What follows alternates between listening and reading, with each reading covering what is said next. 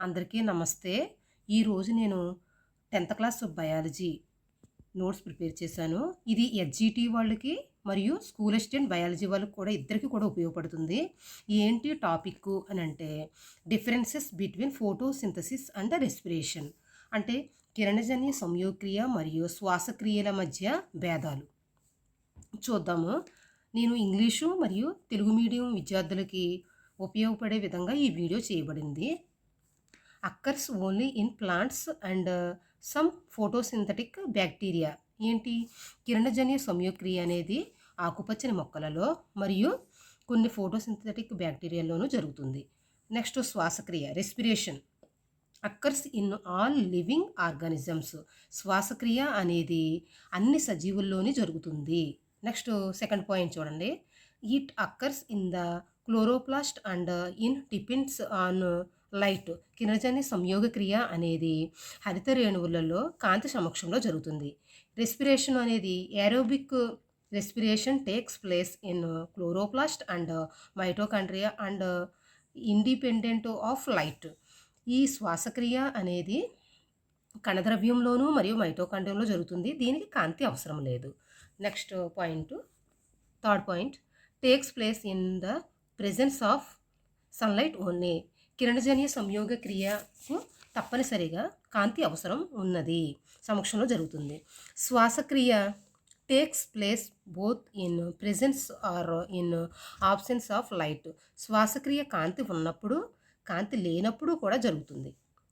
Fourth point a plant can survive without performing photosynthesis for few days.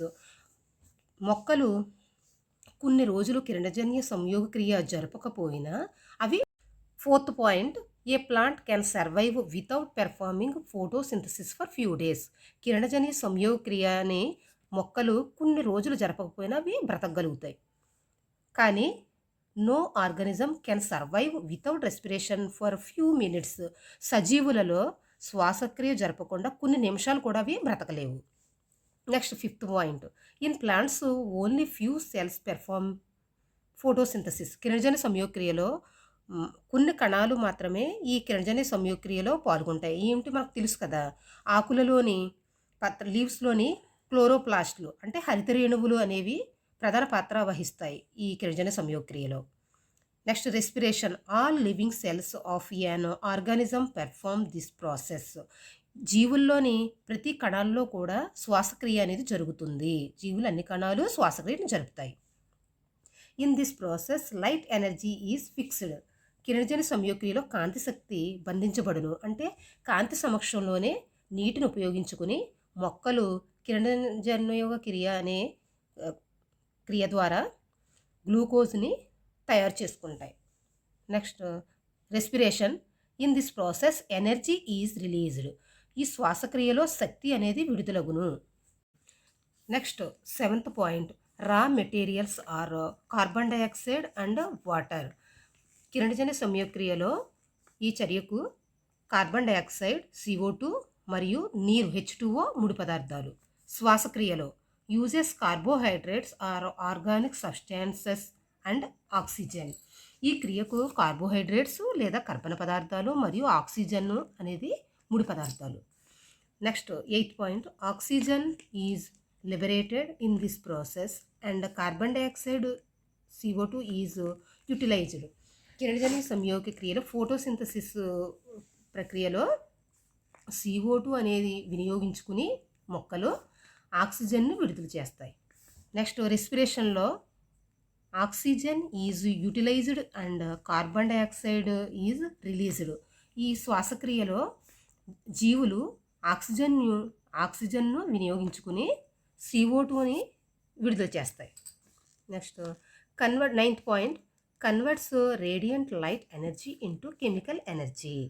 ఈ కిరణజన్య సంయోగక్రియలో కాంతి శక్తి రసాయన శక్తిగా మారును. అంటే మొక్కలు కాంతిని ఉపయోగించుకుని కాంతి సమక్షంలో నీటిని ఉపయోగించుకుని ఈ హరిత రేణువులు గ్లూకోజ్ని ప్రిపేర్ చేస్తాయి కదా, దాని మీనింగ్ అనమాట ఇది. Radiant light energy into chemical energy. Chemical అంటే గ్లూకోజ్గా మార్చబడుతుంది. నెక్స్ట్ నైన్త్ పాయింట్ రెస్పిరేషన్లో releases chemical or potential energy for several other functions.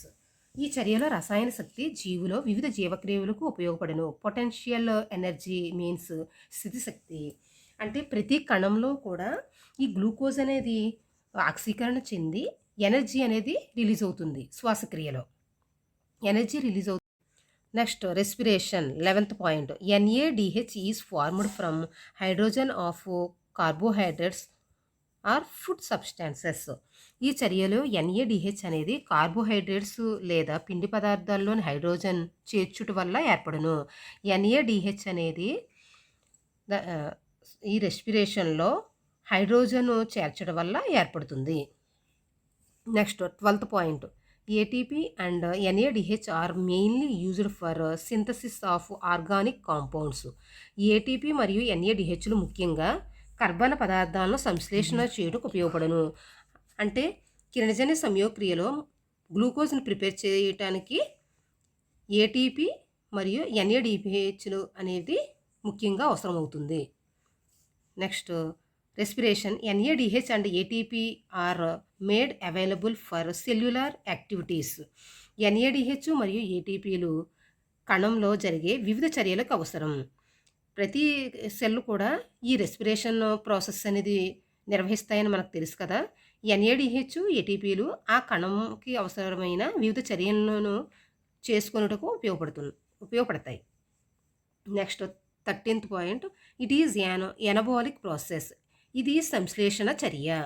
అంటే CO2 నీరు కాంతి సమక్షంలో గ్లూకోజ్ అనేవి ప్రిపేర్ చేస్తుంది కాబట్టి ఈ ప్రాసెస్ ఇది సంశ్లేషణ చర్య. Next 13 రెస్పిరేషన్లో 13th point. It is a catabolic process. ఇది విశ్లేషణ ఆర్ విచ్ఛిన్న క్రియ. ఎందుకు అంటే గ్లూకోజ్ అనేది ఆక్సీకరణం చెంది ఎనర్జీ రిలీజ్ అవుతుంది కాబట్టి ఈ గ్లూకోజ్ అనేది ఆక్సీకరణం చెందుతుంది, విచ్ఛిన్నం చెందుతుంది కాబట్టి దీన్ని విశ్లేషణ ఆర్ విచ్ఛిన్న క్రియ అంటారు. Next last point 14th point. కిరణజన్య 9th point. Converts radiant light energy into chemical energy. ఈ చర్యలో కాంతి శక్తి రసాయనిక శక్తిగా మారును. అంటే మొక్కలు కాంతి శక్తిని ఉపయోగించుకుని నీటిని ఉపయోగించుకుని గ్లూకోజ్ అనే పదార్థాన్ని ప్రిపేర్ చేస్తాయి కదా ఫోటోసింథసిస్లో. కాబట్టి light energy into chemical energy. Next respiration. Releases chemical or potential energy for several other functions. జీవులలో ప్రతి కణం కూడా ప్రతి సెల్ కూడా రెస్పిరేషన్ ప్రక్రియ అనేది జరుపుకుంటుంది. ఈ ప్రతి సెల్లో ఉన్నటువంటి గ్లూకోజు అనేది విచ్ఛిన్నం చెంది ఎనర్జీ అనేది మనకి ఈ రెస్పిరేషన్లో మనకి అందుతుంది. దీని meaning chemical or potential energy for several other functions. ఈ విధంగా మనకు విడుదలైన ఈ ఎనర్జీ అనేది సెల్లో వివిధ ప్రక్రియలకు ఉపయోగపడుతుంది, వివిధ జీవక్రియలకు ఉపయోగపడుతుంది. Next 10th point. Produces ATP by uses of light energy. అంటే కిరణజన్య సంయోక్రియలో ఫోటోపాస్ఫోరిలేషన్ అనే చర్య ద్వారా ATP అనేది ఏర్పడుతుంది. ATP means adenosine triphosphate. Next respiration 10th point. Produces ATP by oxidation of glucose. రెస్పిరేషన్లో ప్రతి సెల్లోని ఉన్నటువంటి గ్లూకోజ్ అనేది ఆక్సిడేటివ్ ఫాస్ఫోరిలేషన్ ద్వారా ATPగా మారును. ఈ చర్యలో ఆక్సిడేటివ్ ఫాస్ఫోరిలేషన్ చర్య ద్వారా గ్లూకోజ్ ఆక్సీకరణ చెంది ATP ఏర్పడును. Next 11th point. NADP is reduced to NADH using hydrogen of water molecule. కాంతి విశ్లేషణలో ఉత్పత్తి అయిన H+ అయాన్ను NADP అనే ప్రత్యేక అణువు. 14th point. కిరణజన్య సంయోక్రియ equation 6CO2 + 12H2O gives rise to C6H12O6 + 6O2 + 6H2O. క్లోరోప్లాస్టుల్లో ఈ సన్లైట్ సమక్షంలో ఈ ప్రక్రియ అనేది జరుగుతుంది. CO2 కార్బన్ డైఆక్సైడ్ నీరు ఉపయోగించుకుని హరితరేణువులు కాంతి సమక్షంలో గ్లూకోజ్ని మరియు ఆక్సిజన్ని వాటర్ని రిలీజ్ చేస్తాయి. Next respiration equation C6H12O6 plus 6O2 gives rise to 6CO2 plus 6H2O plus energy. C6H12O6 అంటే గ్లూకోజ్. ఈ గ్లూకోజ్ అనేది ఆక్సిజన్ సమక్షంలో ఆక్సీకరణం చెంది 6CO2 carbon dioxide, water, next శక్తి రిలీజ్ అవుతుంది. Keep watching. Thank you. Please like and share and subscribe.